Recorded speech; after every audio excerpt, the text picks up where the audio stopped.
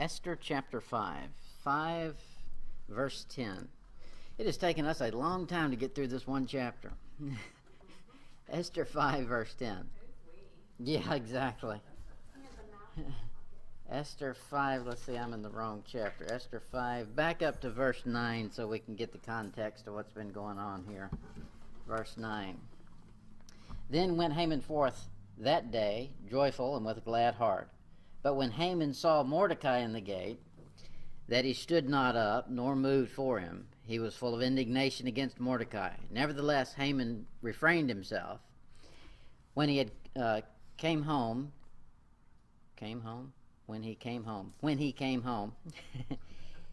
he sent and called for his friends and Zeresh, his wife. Okay, so here he is. He's refrained himself, but what he would do if he could get away with it, buddy, it would be let somebody have it. But he's in the public, so he's got to refrain himself. He's going to refrain himself until he gets home. When he gets home, he's going to unload on somebody. He does this. He calls all his buddies and his family together. He calls a meeting so they can listen to him brag about himself and complain about his problems. And that's typical. In Proverbs 16:18, the Bible says this: pride goeth before destruction, and a haughty spirit before a fall. Both his praise of himself and his proclamation of his problems, both of those are an exhibition of pride. Both of them. Haman is complaining that Mordecai didn't give him reverence, and that's his big problem. Okay, well, that's pride in and of itself. He's going to brag about how he and the king and the queen and, all, we're just tight. Me and all the highest power of the government, we're just close as thieves. And that's pride in and of itself. Well, so you look out. Once you get proud, a fall is destined to come. In 1 Peter chapter 5, verse 5. 1 Peter 5, verse 5.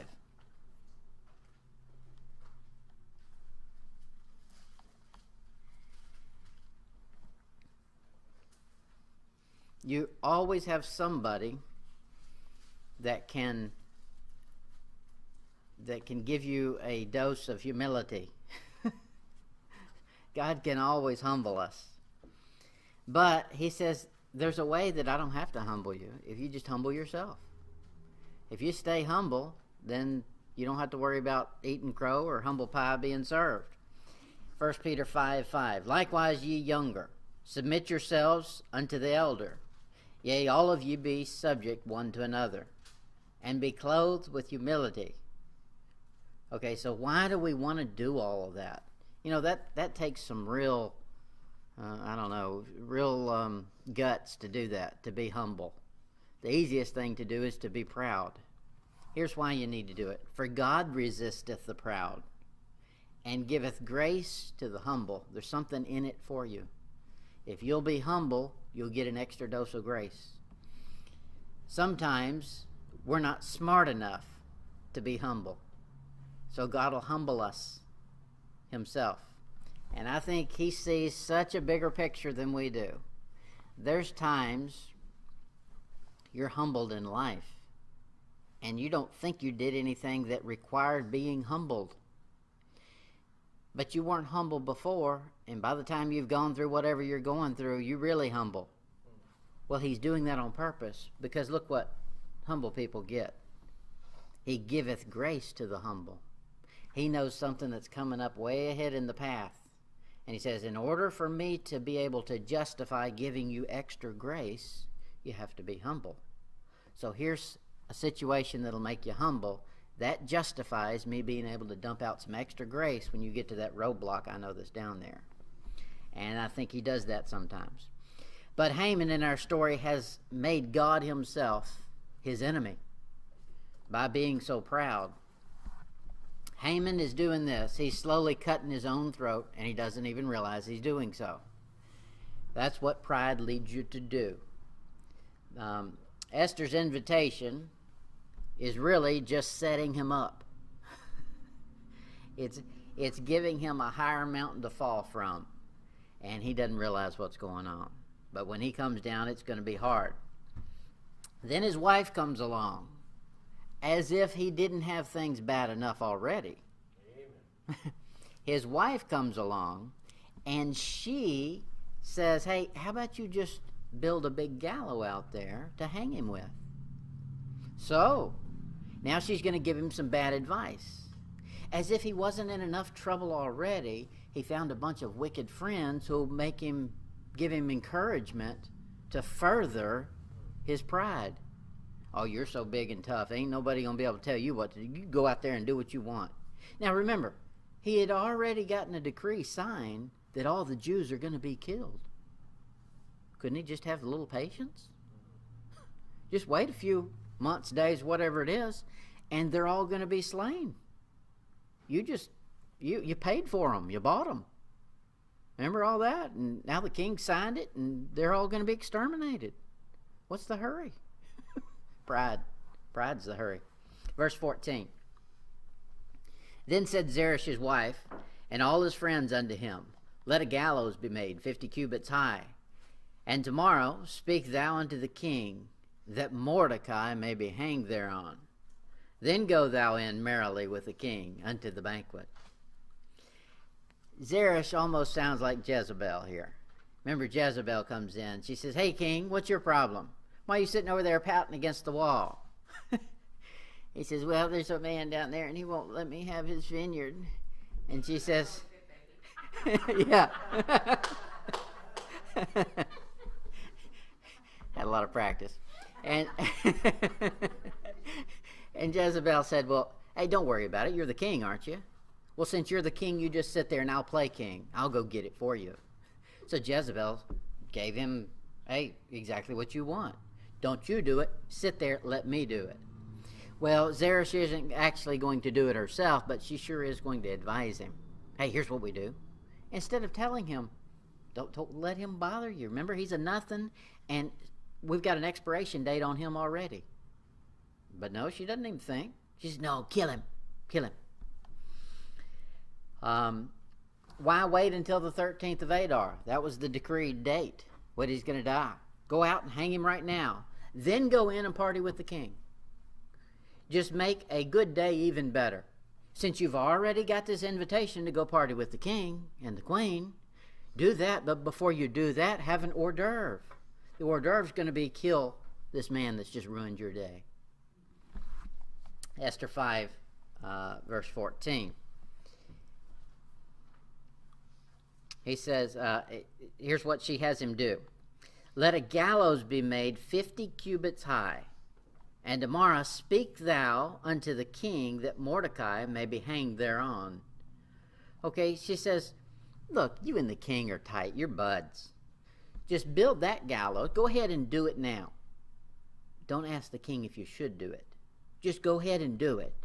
And then go ask the king tomorrow if you can hang him. Well, he's already been doing this. He's already been subverting the king. We'll get into it some more in a minute. But what he does with the king is he just tells the king what he wants the king to hear.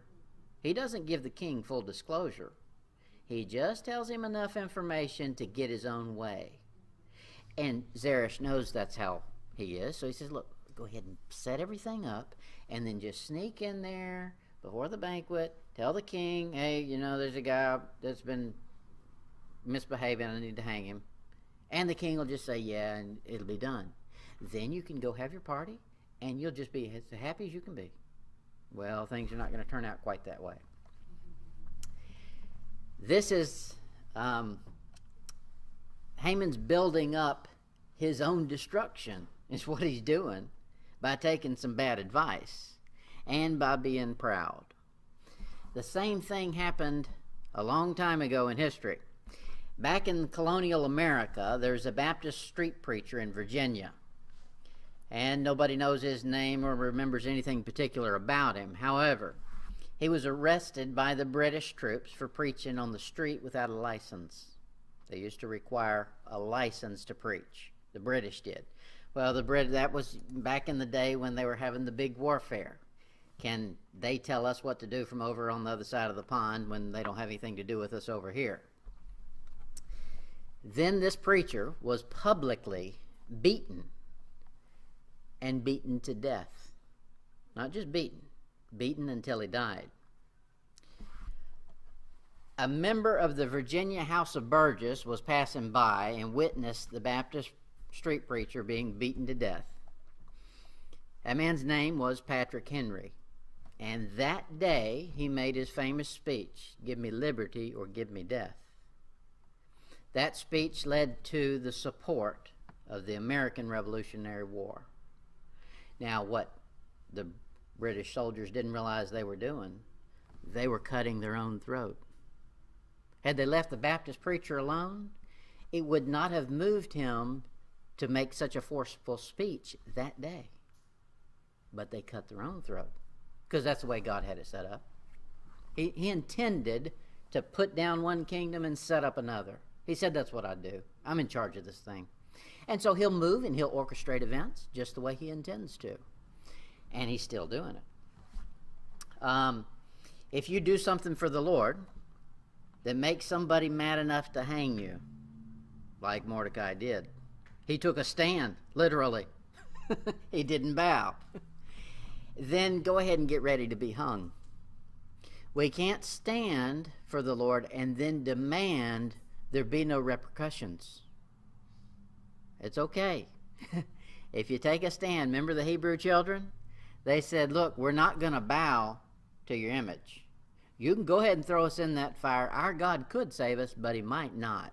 But it don't matter. We're not going to bow. Okay, so that's what you've got to decide. Just like the street preacher, I'm going to do what God's told me to do, and if I die, I die.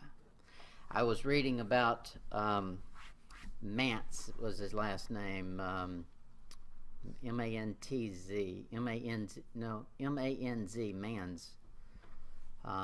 He's in the early 1500s in Switzerland, and he was a martyr.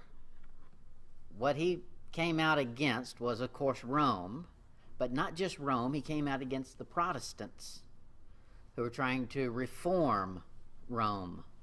He said, you should not be baptized as infant baptism until you had salvation first, then baptism. Well, that was a big no-no. And the rule there was that if you violated any of the church's rules, you were to be killed by drowning. And sure enough, they found him guilty, and it was his mother and his brother who walked with him as they put him on the boat to take him out to drown him, telling him, stand firm and suffer for Jesus. Wow. Imagine that. He was willing to go all the way, and he did. They killed him. We don't know anything about that yet.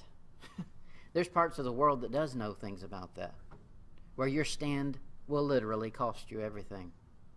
Here, Mordecai is willing to take his stand. If it cost his life, it cost his life. And we should be willing too. Now, I don't know if we actually are. You don't know till you're in that place. Let's pray we are. The important thing is this, that God use us, that he fulfill his purpose and do something with our life. If it's through death, then so be it. Remember, the thing that brought us the greatest thing ever known to man cost Jesus Christ his life. Sometimes it's going to cost you something. But the purpose is not for self, it's for something bigger. His mission, his goal, his kingdom. And Mordecai is ready to pay the price. You may end up like Mordecai and get out scot-free. Mordecai in our story is going to end up all right. But he didn't know that. And Haman sure was after him. And as far as Haman thought, he was going to come out on top. Well, he came out on top of the heap at the graveyard. There's two instances you find in the book of Revelation. One is Moses and Elijah, the two witnesses. They come down and they're taking a stand, buddy. You know what happens to them? They get their head cut off. But they were doing everything they're supposed to, or they will be doing everything, and they lose their head for it. 144,000 they do the same thing. You know what happens to them? They get raptured out. No harm. So God has a different plan for everybody. You just decide that it doesn't matter what the outcome is. The end doesn't justify the means. It's God who justifies the means. If it's right to do, it's right to do, period. All right, so that'll finish us up in chapter 5. Now let's see what we've got on the next chapter. Chapter 6. Chapter 6. Now I've got to get myself ready on my notes. Chapter 6, verse 1. On that night could not the king sleep, and he commanded to bring the book of the records of the Chronicles, and they were read before the king. Oh, that's exciting. And it was found written that Mordecai had told of Bigtha and Tirsah, two of the king's chamberlains, the keepers of the door, who sought to lay hands on the king Ahasuerus. And the king said, What honor and what dignity hath been done to Mordecai for this? Then said the king's servant that ministered unto him, There's nothing done for him. And the king said, Who's in the court? This is a king. He gets worked up, and something's going to happen. This is the old-time kings. It's not like nowadays where everybody's tied up in bureaucracy and you got to get somebody's permission to do whatever or to even think something. Back in the old days, the king held power. If he said off with your head, nobody questioned why did you do that. No, sir, the king held rule. Here he says, this has got in his crawl. He said, wait a minute. Nothing's been done for this guy? Who's out there? Let's do something for this guy. Okay, so where did I stop? Who's in the court? Now Haman was come into the outer court of the king's house to speak unto the king to hang Mordecai on the gallows he had prepared for him. Okay, so he's come in. He's got this plan. Okay, first thing in the morning, I'm going to go down there and I'm going to get permission. I'm going to get the hanging party going, and then I'm going to go to the king's party. It's going to be party all day. So just as he's about to come in and approach the king, now, not just everybody can approach the king. You've got to have some clout. Remember, the queen herself was worried about going in without having been called. This guy has some power, and to a degree more so than the queen. He comes and goes at will. Verse 5. And the king's servant said unto him, Behold, Haman standeth in the court. And the king said, Let him come in. All right. Verse 1 in our chapter here is the third day. It's the night of the third day when the king can't sleep. Well, there's a reason he can't sleep. All the Jews in the land, you can count on it, they're God's people. They've got his ear. They're fasting and no doubt praying. God, our end has already been set. Do something. Help. So he doesn't let the king sleep. That's of God, not a man. The king wanted to sleep. He didn't want to be up all night. So he probably said, well, if I'm not going to be able to sleep, then I might as well get up and do some work. Ever been there? If I'm not going to sleep, go on and just look. If you eyes want to stay open, just look. I'll give you something to look at. Here's some work. Now he's going through the Chronicles. This is... we think of it as being boring, and yeah, it is boring. However, that's how he keeps up to date with what he's supposed to be doing as a king. In the Chronicles is written what happens, like his journal, on a day-to-day basis. Who's doing what happened to them. So he's refreshing himself on what's going on in his own kingdom. Well, that's good. Remember, they didn't have CNN or Fox News to tell him what was going on. He had to get the chronicler out. So the chronicler is going to sit there and he's going to read him. Now maybe he's doing it thinking, okay, if I have the Chronicles read to me, that for sure is going to put me to sleep. That could be. If you ever feel like you can't sleep, go to 1st and 2nd Chronicles and start reading. Now that could be because God intends to show you something in the Chronicles. And sometimes right in the middle of a boring list of names, you'll see something pop out that'll blow you away. And you wouldn't have read it if he hadn't have kept you up all night until you went over there and got it. But here in this case, we know for a fact God intended him to be up all night. He intended that servant to read the Chronicles, and he intended the servant to read right where he was. Now, it's more to it than just he sat down and the guy started reading the Chronicles. What we're reading here is the king's been up all night. He wasn't just up for an hour or two. He's been up all night. Then when they finally get to the story of Mordecai, he says, who's in the outer court. So he's already up. The day has already begun. Haman's come to work. Okay, so it took a long time of listening to this list of Chronicles. And then they finally got to something that the king says, wait a minute, that job's not been finished. When somebody does right, I reward them. And I didn't ever reward that guy. We've got to do something about that. Well, it's a good thing. Usually prayer and staying up all night is something that Christians don't do. How about just an hour? An hour of prayer is hard. Set your clock and see if you can do it. Jesus comes in 3 times to the disciples and says, hey, can't you pray with me with an hour? Just 1 hour. Okay, if you can't even do that, just going back to sleep. It's hard work to pray. That's tough stuff.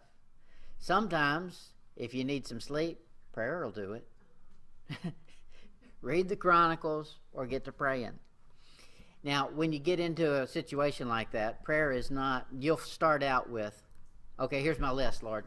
I got a grocery list. You'll rattle those things off, and then you'll be out of things to say. Then it gets important. Then it becomes real. Then you say, okay, God, what do you want me to pray about? And in your mind will come one thing after the next that needs some prayer.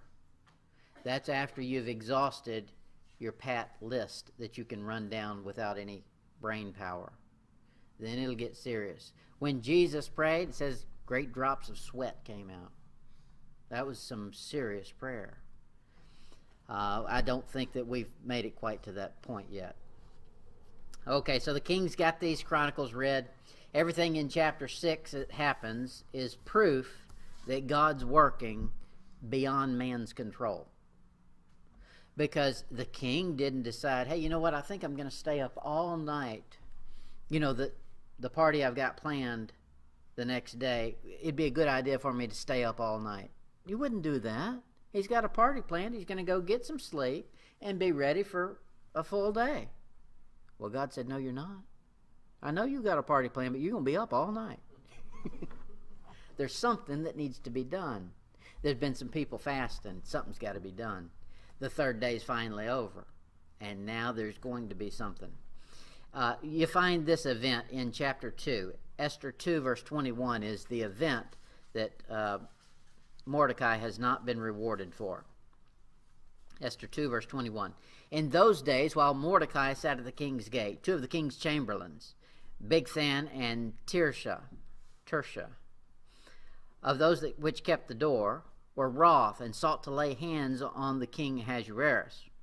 And the thing was known to Mordecai, who told it unto Esther the queen. And Esther certified the king thereof in Mordecai's name. So it's a complicated, convoluted system going on here. In order for the king to decide Mordecai is the one who needs to be rewarded for this thing, he had to really pay attention to what was being read. Because the way it finally showed up on the king's doorstep is the queen certified it. So if he was just rushing through the thing, he would have rewarded the queen for bringing it to his attention.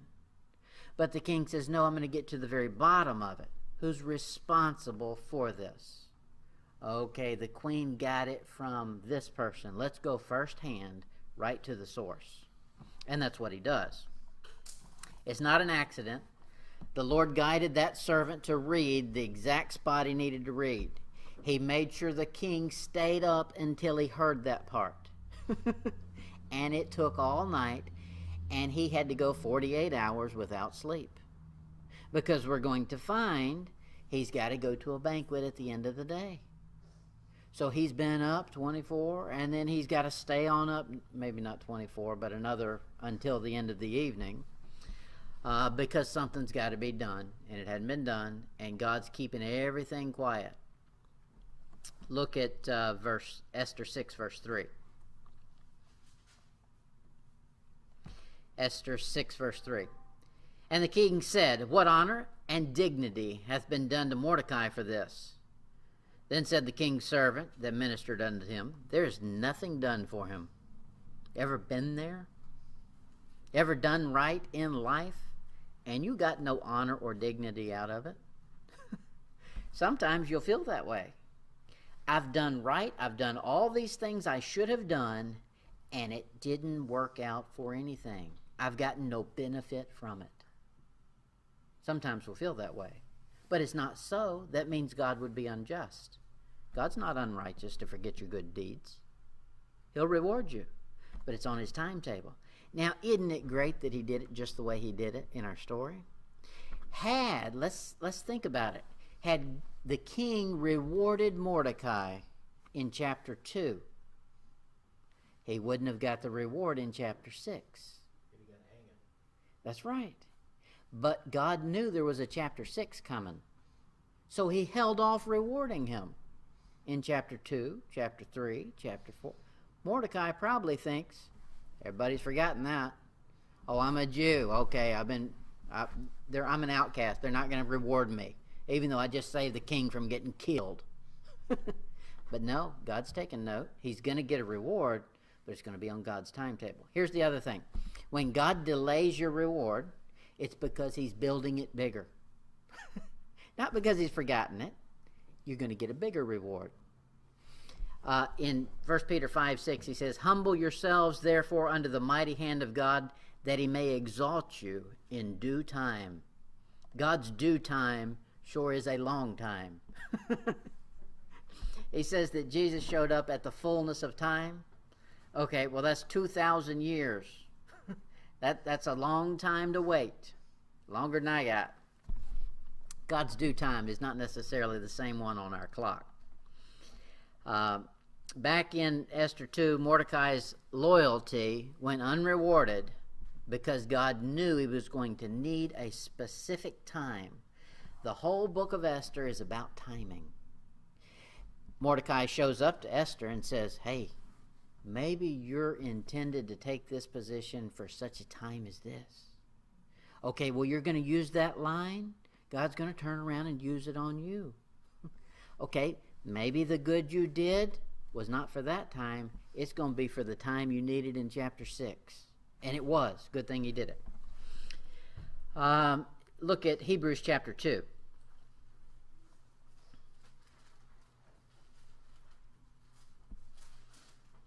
Hebrews chapter 2, verse 2.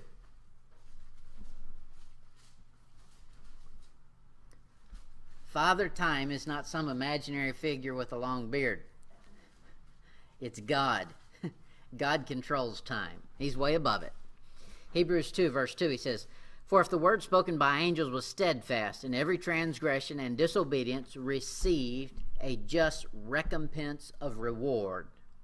What he's saying right there is if you do wrong, expect to be rewarded for the wrong. God would be unjust if he did not reward wickedness with what it deserves. We understand it that way. But do you realize it goes the other way too? If you do good, God has to reward you for doing right, according to the rules he's set up. Look at it in chapter 10. Chapter 10, verse 35.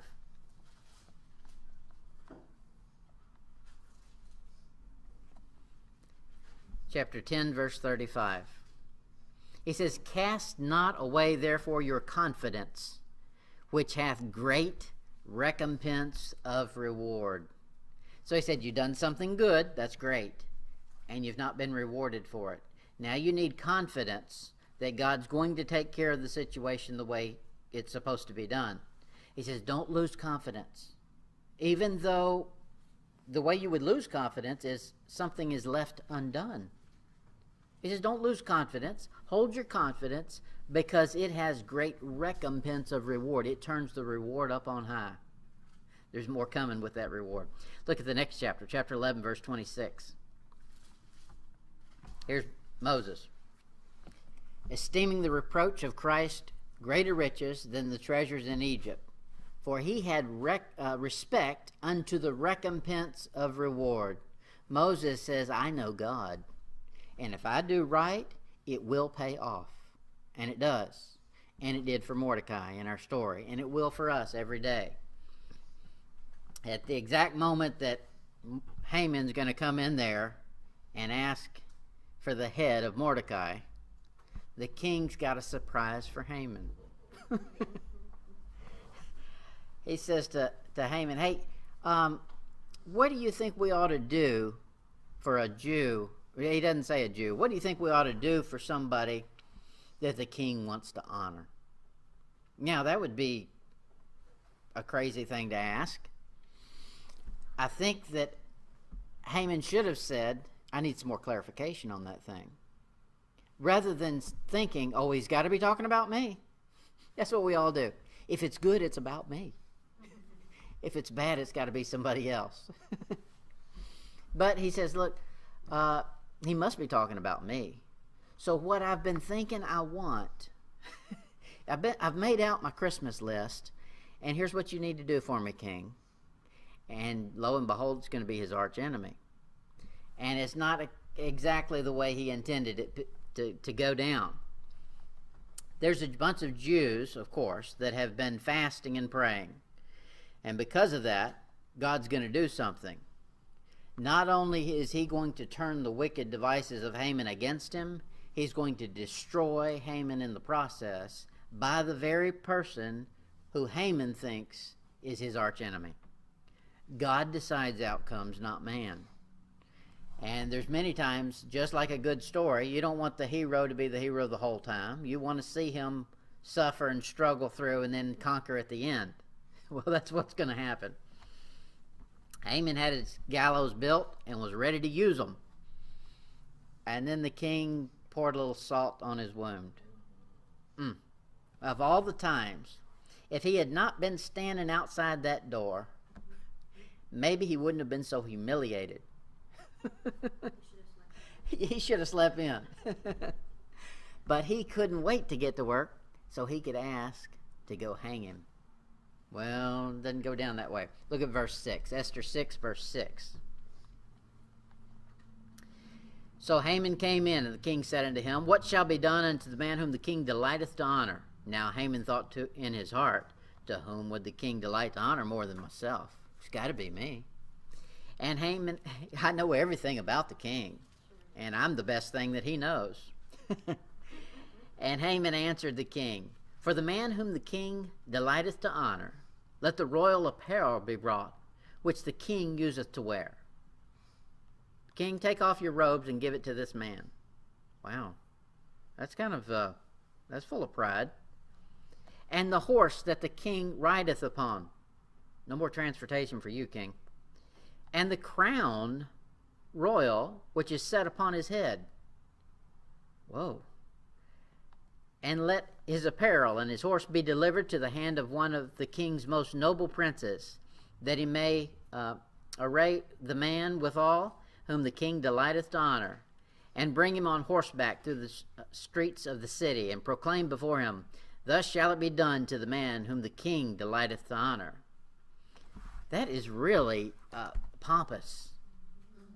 For him to say, King, I want you to disrobe and give up your authority and give it to this man that you want to honor. We all know who that is. It's exactly what I've been waiting for. That's what he's thinking. But it ain't going to go down that way. Verse 11. Did we finish verse 10? Verse 10. Then the king said to Haman, make haste and take the apparel and the horse. Why does the king agree to this thing? But Haman is so persuasive to the king. The king, it looks like, just agrees with everything he says without second guessing him. Take the horse, as thou hast said, and do even so to Mordecai the Jew. Now, he didn't just say Mordecai. He's got to rub it in. Mordecai the Jew. The king knows who he is. That sitteth at the king's gate. I'll tell you right where to find him. Here's your map. Go get him. He's sitting down there at the gate. Let nothing fail of all thou hast spoken. Everything you said to do, do it. Then took Haman the apparel and the horse and arrayed Mordecai, and brought him on horseback through the streets of the city, to proclaim before him, Thus shall it be done unto the man whom the king delighteth to honor. And Mordecai came again to the king's gate, but Haman hastened to his house mourning, and having his head covered. I guess he would. Talk about a bad day. The day he had planned out for just the best day of his life has turned into a disaster. It wasn't over. And it's not over yet. Uh-huh. He is so specific about saying Mordecai the Jew. Mm-hmm. It's almost like he knows We'll cover that. those people were. We'll cover that. That's a very interesting phrase, and we need that phrase. There's a reason he put that phrase in there, and we'll connect on it in just a minute if we can get there. The phrase here, what shall be done unto the man whom the king delighteth to honor? That's a good thing. In our story, if the king is the picture of God, it's God's delight to honor somebody who's serving him. That's what God wants to do, and he will honor you. Now, it may not be on this earth, and it may be better if it's not on this earth, because this earth's going to pass away. Eternity may be a better place to get honored, because that one lasts forever. But a lot of times he does honor you here. And so count on it. God is just. If you've done right, the king likes to honor and give delight in showing the people who have served him well. The problem becomes when we take that honor as though we deserved it. Here, the king could have ignored Mordecai. It's well within his right. Nothing said the king would be guilty of something if he didn't honor him. No, the king just felt like he ought to do that, and he did. But our king for sure does. Now, we may not see it on our timetable, but we definitely will see it. Okay, let's verse 7.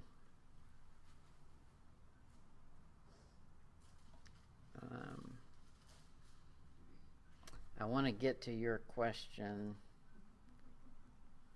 but I think I've got the info farther down in. Well, I'll give you the answer, and then we'll use it again when we get there. The answer is this. The king does not know that Haman has decided to kill Jews. He's only told him there's a people. He didn't tell him who the people was. So the king doesn't know it's Jews that Haman's going to get. And remember, there was money passed. Okay, so all of this is done in a big effort to disguise all the details, or to hide the details from the king. He's just given him enough and throwing some trinkets and gold out there so that the king says, yes, let's go for it. Sounds good. There is no problem. And that's the way Haman presented it. Now, the king should have investigated that thing. Said exactly who are they? Give me some proof of what you're saying. Who's certified this? But he didn't do that. And a lot of times that's what happens. People believe the first story they hear. Get used to it. But God can rectify things, and he does in our story.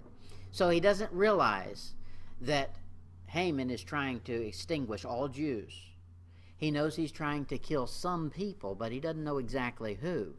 And he sure doesn't know it's his queen that's going to be in the party. But he's going to find out soon enough.